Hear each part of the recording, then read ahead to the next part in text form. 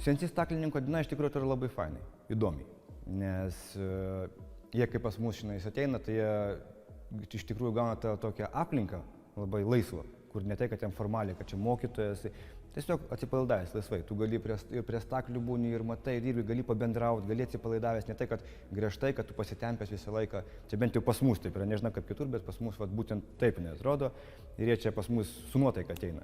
O kodėl vertėtų rinktis CNC specialybę? Nes jeigu norėtum kažką naujo išbandyti, tai yra perspektyva užsidirbti pinigų, tai yra atlyginimas geras, gerai apmokamas darbas, darbas yra gan švarus, palyginti ir nėra sudėtingas. Duodam pagrindą ir tada mes jau daugiau praktiką, kad daugiau žais su tais pačiais įrankiais, su tom staklėm matavimais, su programavimu, kad daugiau būtų patirties, kad žmogus nuėjęs dirbti jau galėtų turėti pagrindą ir jau nereikėtų jam bandomojo laikotarpio. Pas mus aplinka gera, pas mus atmosfera kita, pas mus mokytojai yra daugiau specialistai iš gamybos, kurie yra tą darbą darę, dirbę ir žino, kaip tai yra.